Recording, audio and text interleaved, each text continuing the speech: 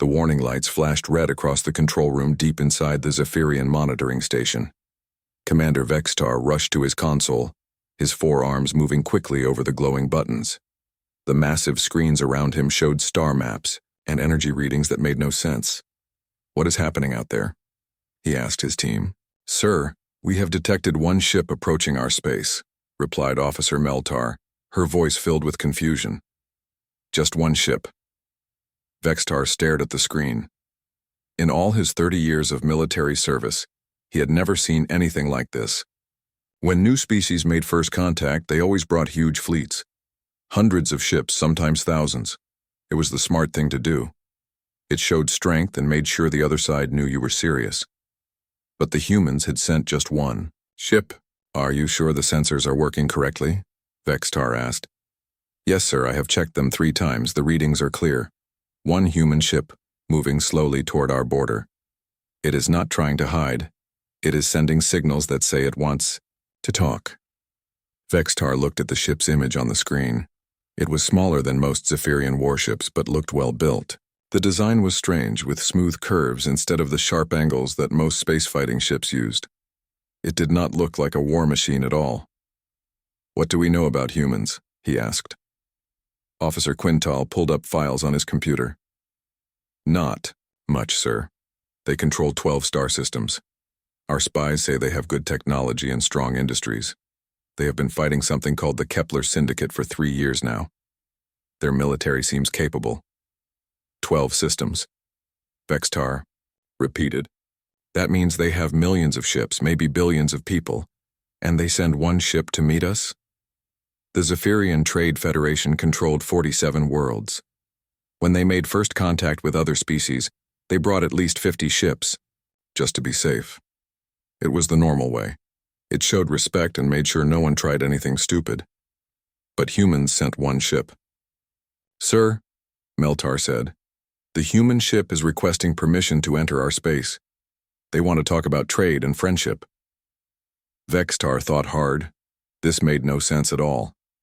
Either the humans were complete fools, or they were so powerful that one ship was enough to destroy his entire fleet, or maybe they were planning something tricky. "Send a message to Admiral Krelin," he ordered.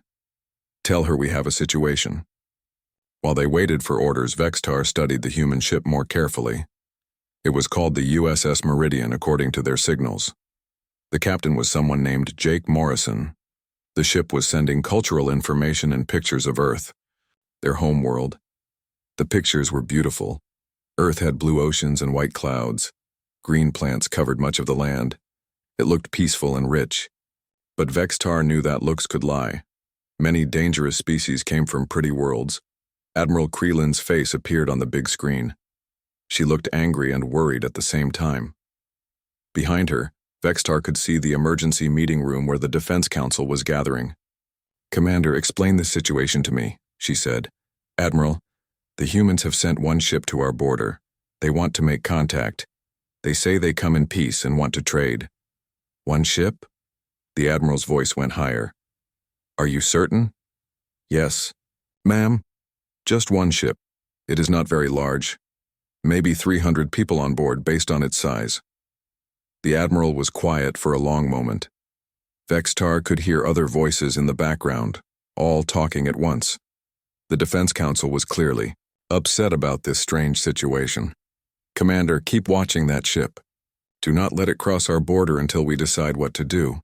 But do not attack it either. We need to understand what the humans are really planning." "Yes, ma'am." The screen went dark. Vextar turned back to his team. "You heard the Admiral. We watch and wait." Hours passed. The human ship USS Meridian stayed exactly where it was, right at the border between human and Zephyrian space. It kept sending the same message over and over. "This is Captain Jake Morrison of the USS Meridian. We come in peace. We request permission to meet with your leaders and discuss friendship between our peoples." Officer Meltar had been studying the human signals all day. "Sir, I think I understand some of their language now. This Captain Morrison sounds very calm. He does not seem worried at all." "That is what worries me," Vextar replied. Any normal person would be scared sitting alone in a tiny ship at our border, but he sounds like he is ordering dinner at a restaurant. Maybe humans are just very brave, suggested Quintal. Or very stupid, Meltar added. Vextar was not sure which was worse. Late that night, more information came in from Zephyrian spies in human space. The reports made the situation even stranger. The humans were indeed fighting a major war. The Kepler Syndicate was attacking human colonies with huge fleets.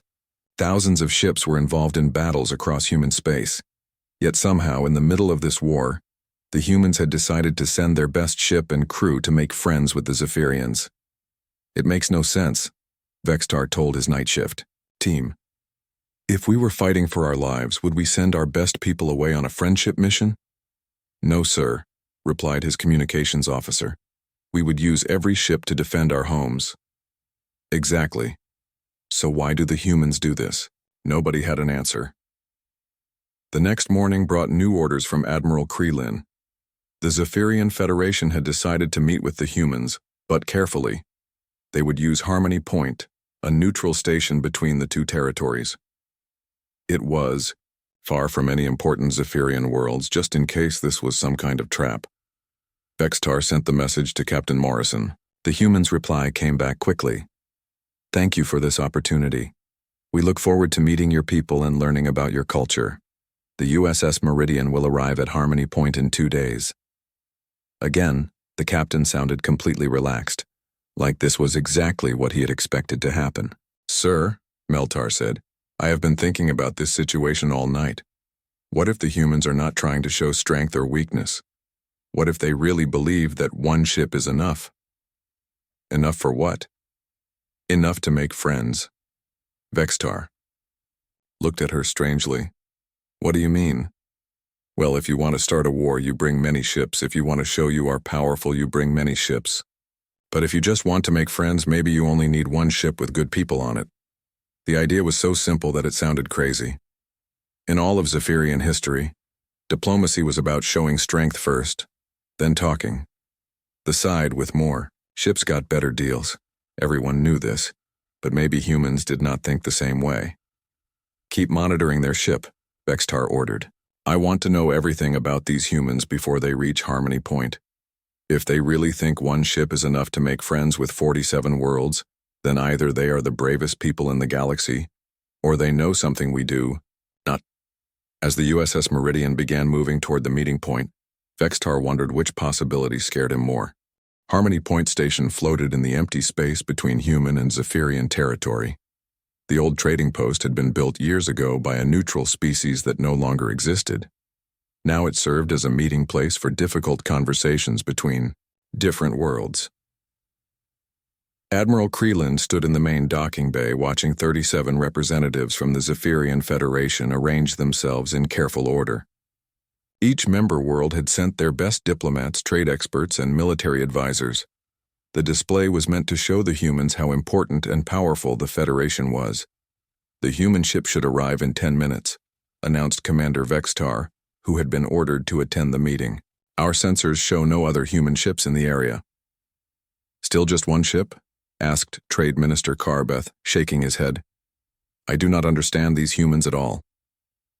Admiral Krelin adjusted her formal uniform and checked her translator device. One more time. Remember, everyone, we are here to judge whether humans can be trusted. Watch everything they do. Listen to every word they say. These people are either very dangerous or very foolish. Through the station's large windows, they could see the USS Meridian approaching. The human ship moved smoothly through space, its engines glowing with a soft blue light. It was smaller than most Zephyrian vessels, but something about its design looked elegant and purposeful. The ship docked with a gentle bump. Mechanical arms connected the airlocks, and green lights showed that the atmosphere was safe. Everyone waited to see how many humans would come out. The airlock opened, and 4 humans stepped onto the station. 4 humans. Trade Minister Carbeth counted them twice to make sure. 4, he whispered to the Admiral. They brought 4 people to meet with 37 of us. The human in front was clearly the leader. He was tall with gray hair and confident eyes. He wore a simple blue uniform with captain's marks on the shoulders. Behind him came a woman with short black hair and kind eyes, a younger man with red hair who looked very alert, and another woman with brown hair who carried a small computer. "I am Captain Jake Morrison of the USS Meridian," the leader said, in perfect Zephyrian language. "Thank you for agreeing to meet with us. This is Dr. Helen Nash, our science officer, Lieutenant Commander Ryan Clark, our security chief, and Karen Price, our diplomatic specialist." Admiral Krelin stepped forward. "Welcome to Harmony Point. I am Admiral Krelin of the Zephyrian Defense Council. These are representatives from all 47 worlds of our Federation." Captain Morrison looked around at all the Zephyrian officials and smiled. "We are honored to meet so many distinguished people. We hope this is the beginning of a long friendship between our peoples." The way he said it sounded completely honest, like he really believed 4 humans could make friends with 47 different worlds. "Please, follow us to the conference room," Admiral Krelin said. As they walked through the station, Dr. Helen Nash asked questions about everything she saw. She wanted to know about the architecture, the lighting, even the plants in the hallways. Her curiosity seemed genuine, not like a spy gathering information. "These purple flowers are beautiful," she said, stopping to look at a decoration. "Do they grow naturally on Zephyrian worlds?" "Yes," replied Minister Wexlin from the agricultural world of Ferrex. "We use them in our greeting ceremonies. They represent new beginnings." "How wonderful," Dr. Nash said. "On Earth we have a saying about flowers. We say they are nature's way of smiling." Minister Wexlin had never heard anything like that before. The idea that plants could smile was strange but somehow pleasant. In the conference room, the humans took seats at one end of a long table. The Zephyrian representatives filled the rest of the space with Admiral Krelin at the head. The size difference was obvious and intentional. Karen Price, the human diplomat, opened her computer and began to speak. "We would like to start by sharing some information about human culture and history. We believe understanding each other is the first step toward friendship." What followed was unlike any first contact meeting in Zephyrian history. Instead of talking about military strength or trade advantages, the humans told stories. They shared pictures and videos from Earth showing human cities, families, and daily life. They explained human art, music, and literature. They talked about human values like curiosity, cooperation, and the desire to explore. Dr. Nash showed biological data about humans and other Earth species. She explained how diversity made ecosystems stronger and how humans had learned to work with nature instead of just controlling it. Lieutenant Commander Clark shared stories about human history, but not the usual tales of great battles and conquests. Instead, he talked about times when humans had solved problems by working together. He described how different human cultures had learned from each other and become stronger. Karen Price explained human government and law. She showed how humans had created systems to protect individual rights while also serving the common good. She talked about human mistakes and how they had learned from them. The Zephyrian representatives listened with growing amazement. These humans were not trying to impress anyone with their power. They were not making threats or demands. They were simply sharing who they were and what they believed in. "This is very interesting," said Trade Minister Carbeth during a break. "But we must discuss practical matters. What do humans want from the Zephyrian Federation?" Captain Morrison looked surprised by the question. "We want to be friends. We want to learn from you and share what we have learned. We want to trade ideas and goods that will help both our peoples." "But what do you really want?" Carbeth pressed. "What are your demands?" "We do not have demands," Karen Price said gently. "We have hopes. We hope to build trust between our species. We hope to find ways to help each other.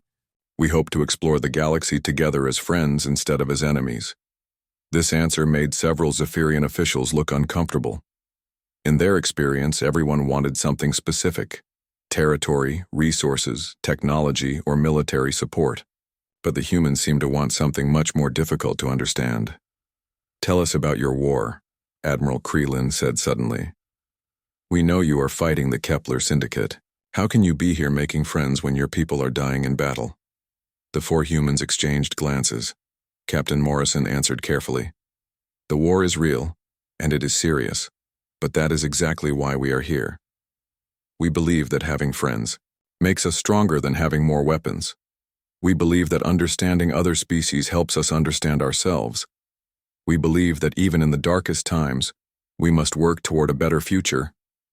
But surely you need our help in the war, asked General Tixmar from the military world of Corex. Is that not why you are really here? Lieutenant Commander Clark shook his head. We would welcome your friendship, but we would never ask you to fight our battles. If you choose to help us, it should be because you want to, not because you have to. The honesty in his voice was startling. The Zephyrians had expected the humans to eventually reveal their true purpose, to ask for military aid or resources, but these four people seemed to mean exactly what they said. During the lunch break, the Zephyrian representatives gathered in a separate room to discuss what they had learned.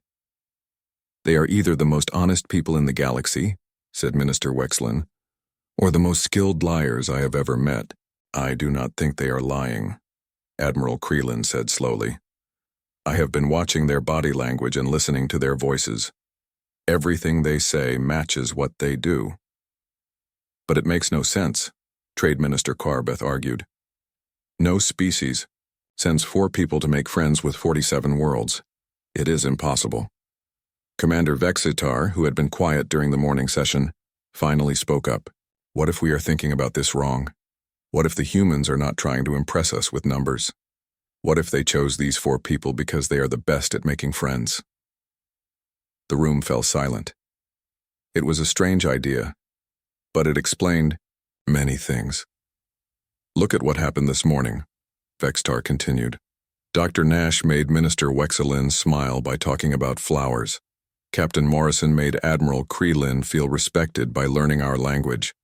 Karen Price made everyone feel comfortable by sharing personal stories.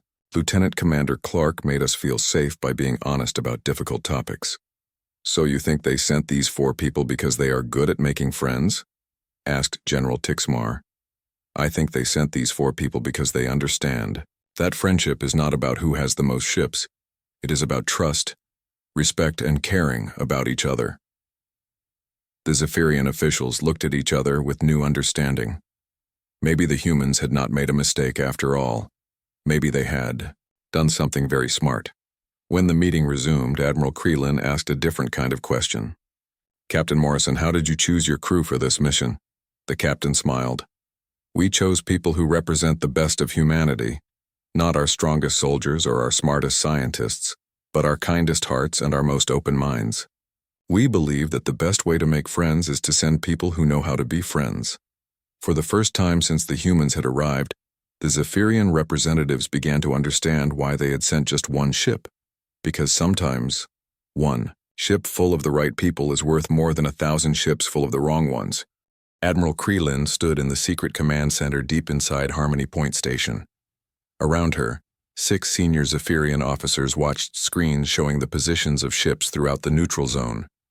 The humans did not know about this hidden room or the plan that was about to unfold. Are all units in position?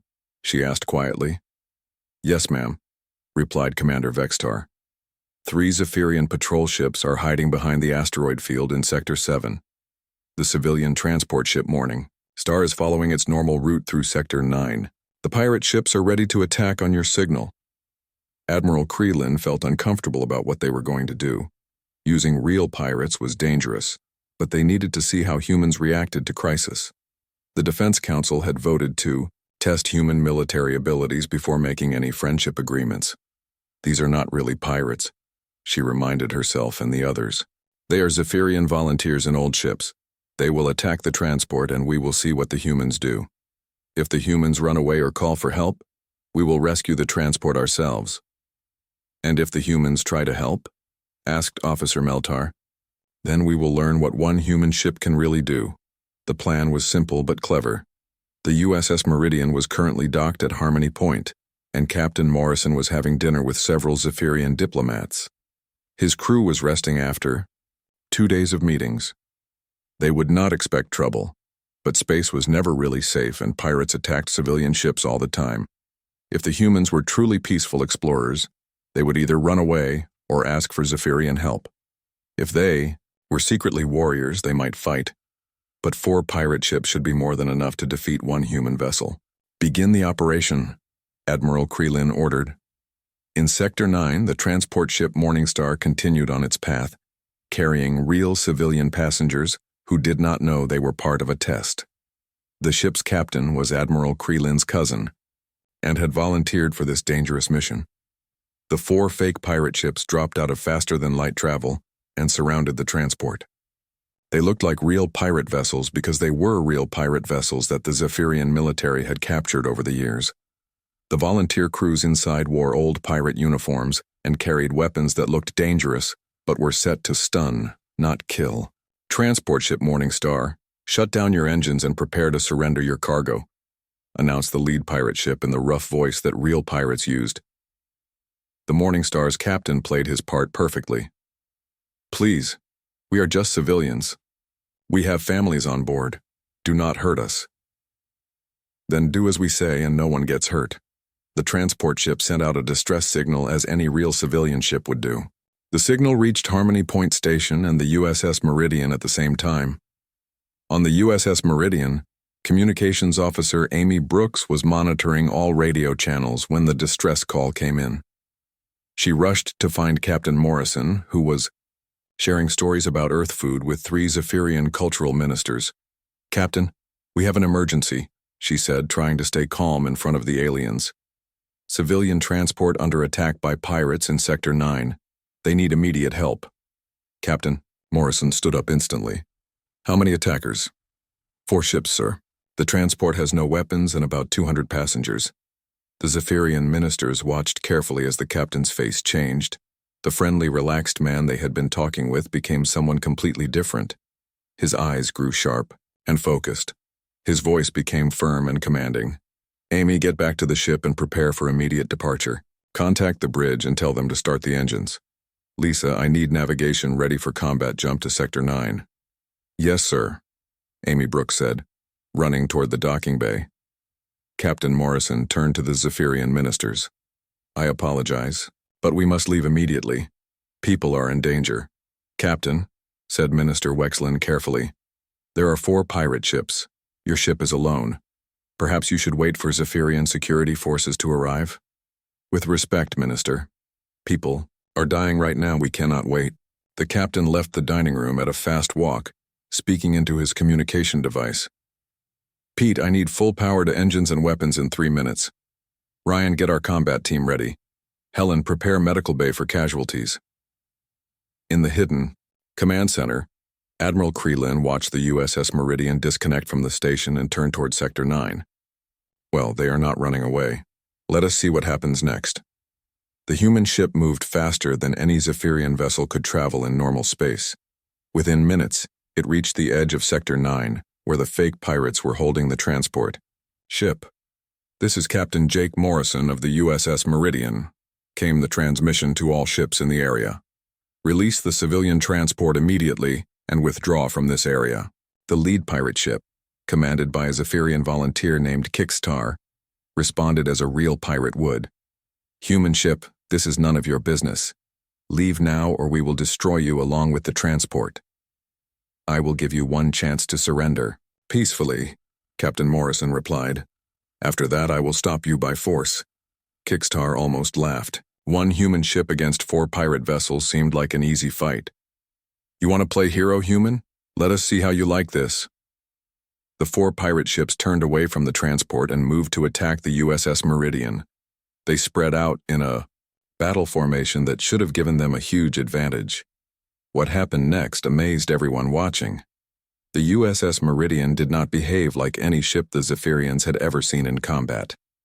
Instead of charging straight at the pirates or trying to run away, it began moving in a complex pattern that seemed random, but was actually perfectly calculated.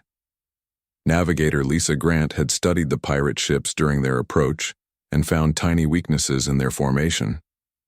She guided the Meridian through spaces that seemed too small for a ship to fit, but somehow it worked.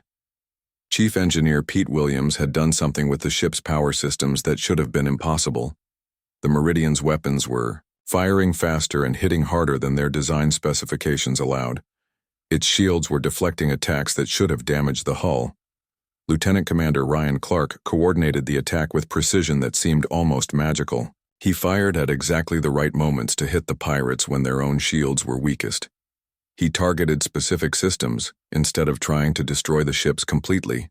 The first pirate ship lost power to its weapons after just 30 seconds. The second ship found its engines shut down and could only drift in space. The third ship's shields failed and it surrendered immediately. The fourth ship tried to run away but discovered that its navigation system had been damaged and it was flying in circles. The entire battle lasted 6 minutes and 43 seconds. Admiral Krelin stared at the screens in shock. How did they do that? I do not know, Commander Vextar replied. Our ships were using standard pirate tactics. They should have had the advantage of numbers. Run the recordings again. Show me exactly what the human ship did. As they watched the battle again in slow motion, the Zephyrian officers began to understand what they had witnessed. The USS Meridian had not won through superior firepower or stronger shields. It had won through perfect teamwork and incredible skill. Every crew member had done their job flawlessly. The navigator had found openings that existed for only seconds. The engineer had pushed the ship's systems beyond their limits without breaking them. The tactical officer had hit targets that seemed impossible to reach. But most importantly, Captain Morrison had made decisions faster than any Zephyrian commander could think. He had seen the battle as a whole puzzle and solved it step by step while his enemies were still trying to understand what was happening. Admiral, said Officer Meltar, quietly, they did not just defeat our volunteer crews. They disabled 4 ships without killing anyone. Look at the weapon patterns. Every shot was designed to stop the pirates, not destroy them. She was right. The human weapons had targeted engines, shields, and communication systems. They had avoided hitting any area where crew members might be hurt. The pirates were defeated but alive.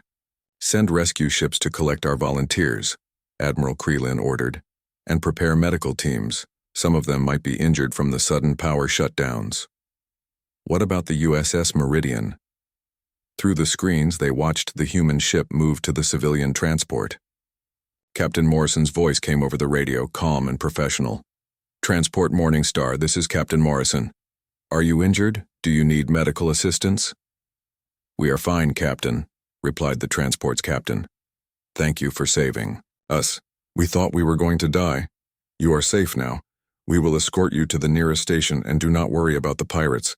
They will not bother anyone else today. The USS Meridian moved into formation next to the transport ship and began guiding it toward safety. But then something unexpected happened. The human ship changed course toward the disabled pirate vessels. What are they doing now? Admiral Krelin wondered.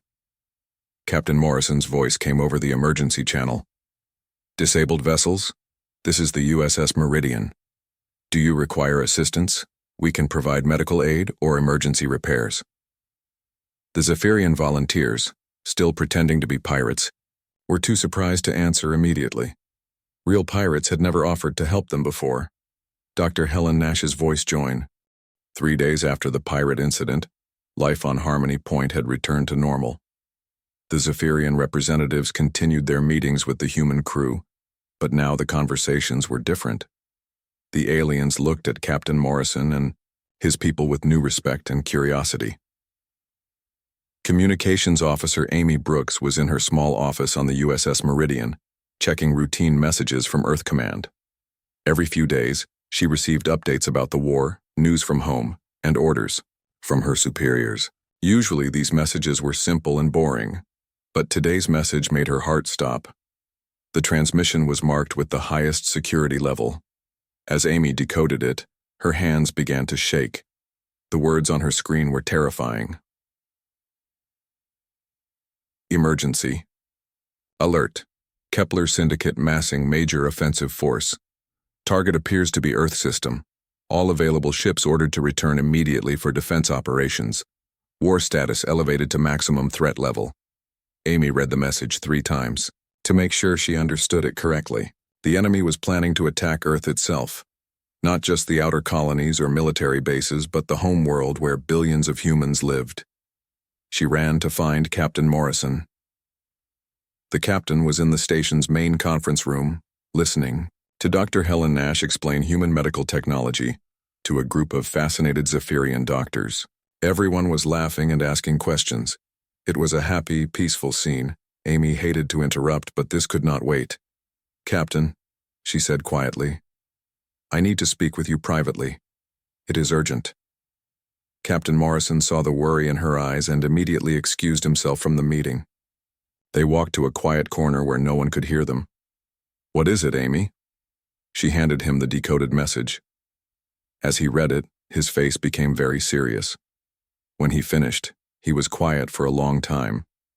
"How long ago was this sent?" he asked. 12 hours ago, sir. It took time to reach us because we are so far from human space." Captain Morrison looked through the window at the Zephyrian ships docked at the station. Some of the crews had become friends with his people. They shared meals and stories. They had started to trust each other. "Sir," Amy said carefully, "what are we going to do? Earth Command is ordering us to return home." The captain did not answer immediately. Amy could see him thinking hard about a very difficult decision. Unknown to the humans, Trade Minister Carbeth was walking past the corridor, where they were talking. His translator device was sensitive enough to pick up parts of their conversation, even though they were speaking quietly. He heard the words, "Earth, attack, and return home." He could not understand everything, but he could tell that the humans had received bad news about their war. Carbeth hurried to find Admiral Krelin. He found her in the command center, reviewing reports from the pirate incident. "Admiral, I think the humans are in trouble.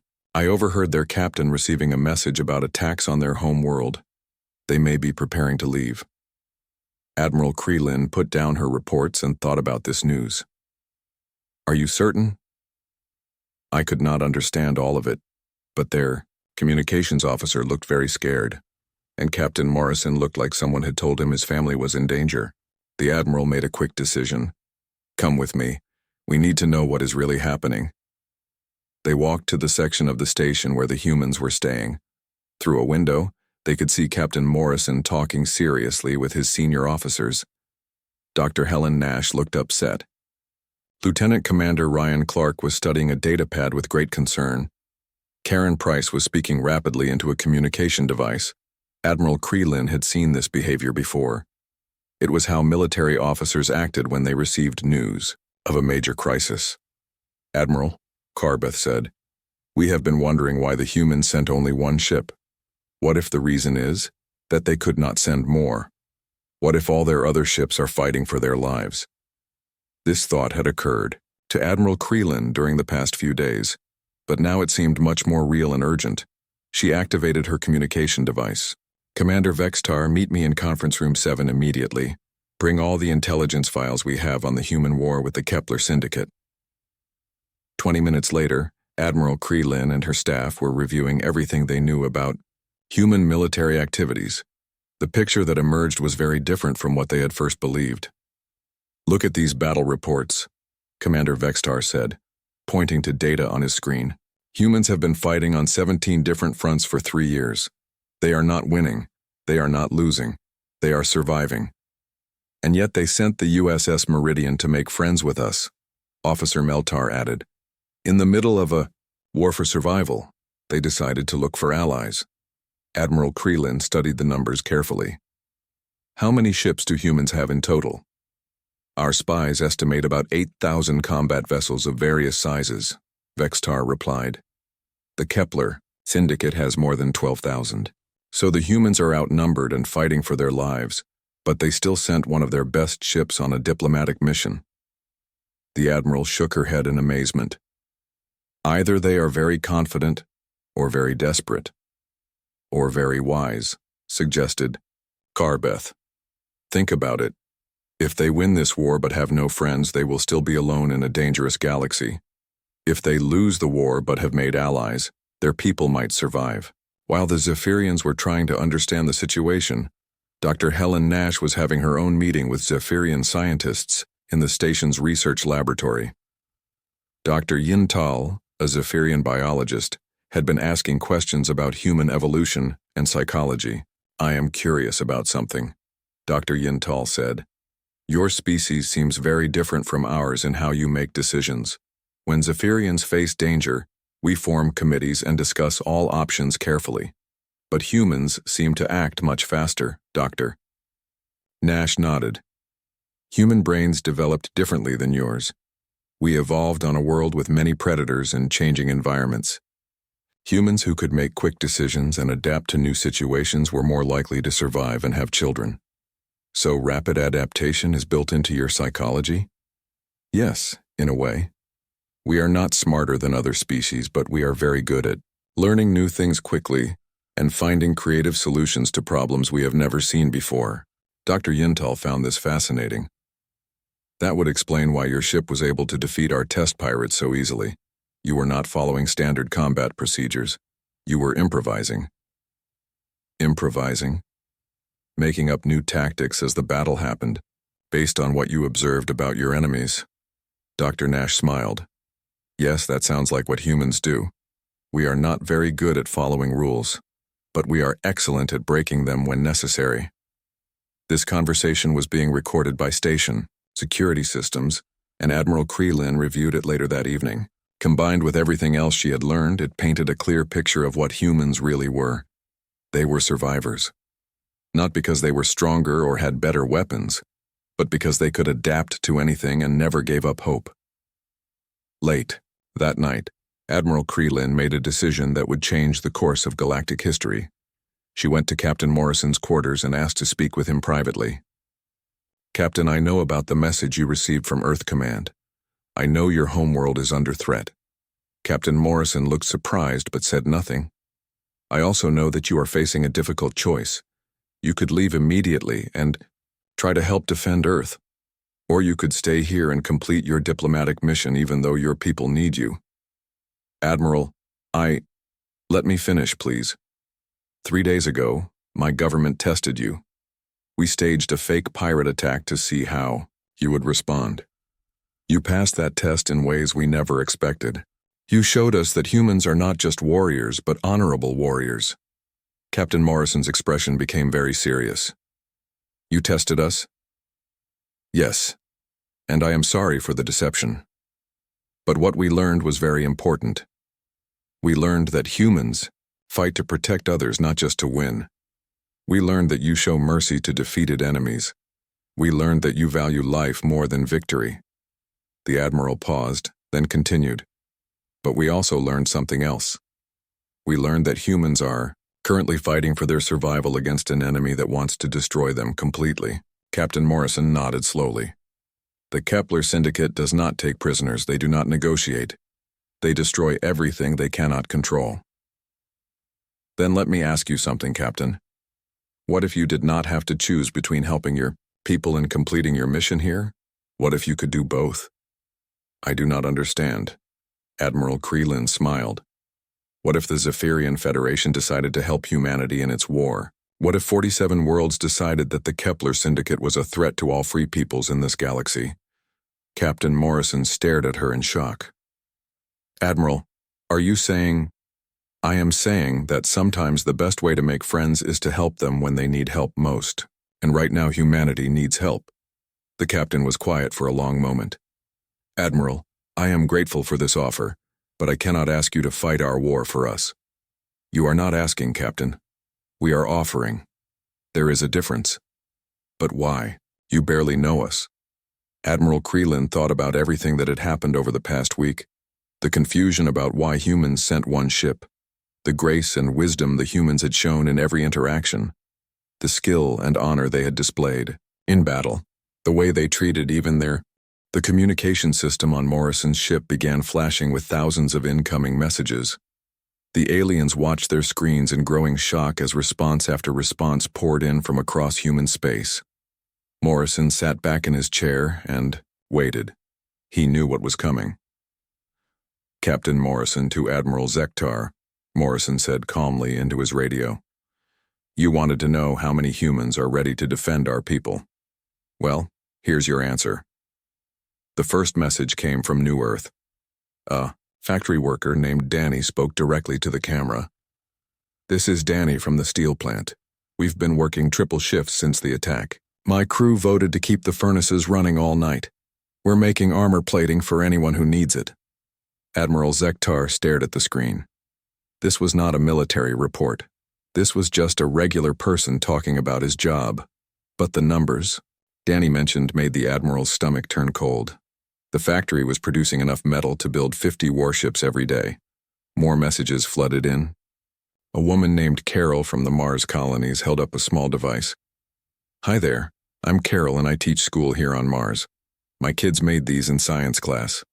They're guidance chips for missiles. The kids thought it would be fun. We have about 10,000 of them now." High Commander Silra felt her confidence crack. Children were making weapons in school, not because anyone ordered them to, but because they thought it was interesting. The messages kept coming. An old man named Frank waved from what looked like a garage. "This is Frank from Jupiter Station. Me and my buddy Joe have been working on our old ship. She's not pretty, but she flies. We figure if those aliens want trouble, we can give them some." Behind Frank, Silra could see rows of ships. They were old and patched, but there were hundreds of them, all being prepared by retired people who had nothing better to do. Morrison turned to face the alien leaders. "You see, this is what you don't understand about humans. We don't need permission to fight. We don't need orders. When someone threatens our families, we just act." A message came in from a grandmother named Betty. She was knitting something while she talked. "Hello, dear. This is Betty from the Luna City retirement home. The girls and I have been busy. We're making targeting systems for the defense platforms. We used to work at the weapons factory 40 years ago. We still remember how." Admiral Zektar watched in horror as Betty held up a complex electronic device. She had knitted the outer casing herself, but inside was advanced military technology. She spoke about it like she was discussing a recipe for cookies. Commander Johnson stood up and walked to the communication console. "Sir, we're getting reports from every human world. The pattern is the same everywhere. People are just deciding to help on their own." A young man named Rick appeared on screen next. He was covered in grease and looked tired. "This is Rick from the asteroid mines. We've tripled our metal production. Every mining crew in the belt is working overtime. We're sending everything to the shipyards." The alien leaders began to understand the true scale of what they were facing. This was not a military mobilization. This was an entire species that had individually decided to go to war. Morrison received a priority message and smiled when he saw who it was from. "Oh, this one's special," he said, turning the screen toward the aliens. An elderly woman appeared, on screen. She was sitting in what looked like a kitchen. "Jake Morrison, you crazy fool, this is your neighbor, Linda. I saw the news about what you're doing. Bill and I are proud of you. We've organized the whole neighborhood. Everyone's contributing." "Something," Morrison grinned. "That's my neighbor, Linda. She makes the best apple pie in the sector." Linda continued speaking. "We've got Sam working on spare parts for fighters. Mary's daughter is designing new shield generators. Even old Pete has fixed up his cargo hauler, in case we need to transport supplies." Admiral Zektar realized with growing dread that Morrison had not been exaggerating. These were ordinary people with ordinary lives who had simply decided that protecting their communities was their personal responsibility. The messages continued for hours. A teacher named Susan reported that her students had designed a new type of sensor array. A mechanic named Tony said his garage was now producing engine parts for warships. A farmer named Jim mentioned that his crops would feed any human soldiers who needed food. High Commander Silra watched message after message with increasing fear. Each person spoke casually about contributing to the war effort. None of them seemed afraid. None of them waited for orders. They just saw a problem and decided to fix it. Morrison stood up and stretched. "Admiral, Commander, I think you're starting to understand. You're not fighting the human military. You're fighting every human who has decided that your attacks on our colonies were unacceptable." A new message came in from a group of teenagers. They were in what looked like a school workshop. "Hi everyone, this is Kevin and the Electronics Club from Central High. We've been working on communication jammers. Our teacher said they might be useful. We've made about 500 so far. Admiral Zektar felt his confidence crumble completely. Teenagers in school were casually producing military equipment. They talked about jamming devices like they were building model airplanes. Commander Johnson received an update on his personal communicator. Captain, I'm getting reports that civilian ships are heading toward the border. Not military vessels, just regular people who decided they wanted to have a conversation with our alien friends here. Morrison nodded. How many ships? Current. Count is over 800, sir. More are launching every hour. Silra stared at Morrison in disbelief. 800 civilian ships are coming here?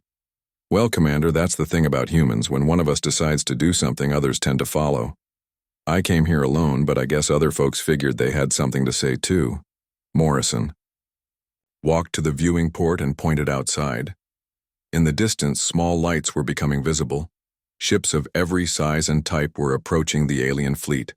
Cargo haulers, mining vessels, passenger transports, and personal craft. All converted for war. All operated by ordinary humans who had decided they wanted to participate in the conversation.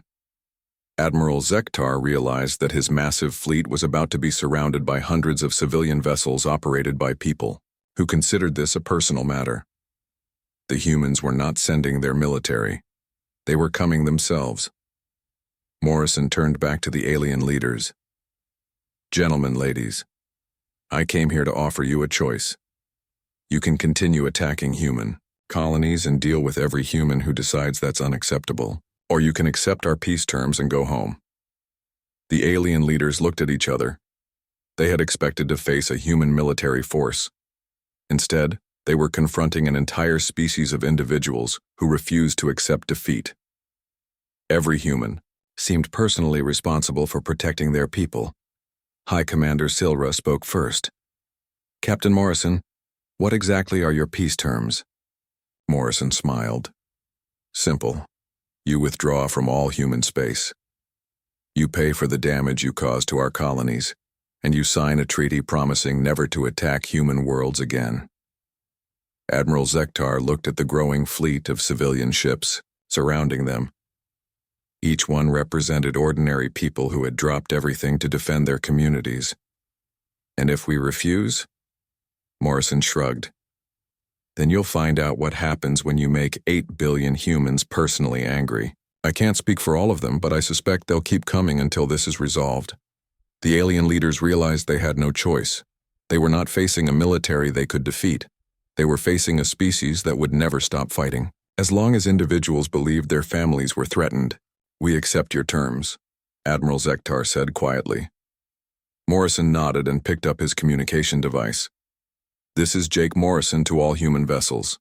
The aliens have agreed to our peace terms. You can all head home now. Thanks for showing up. The response was immediate.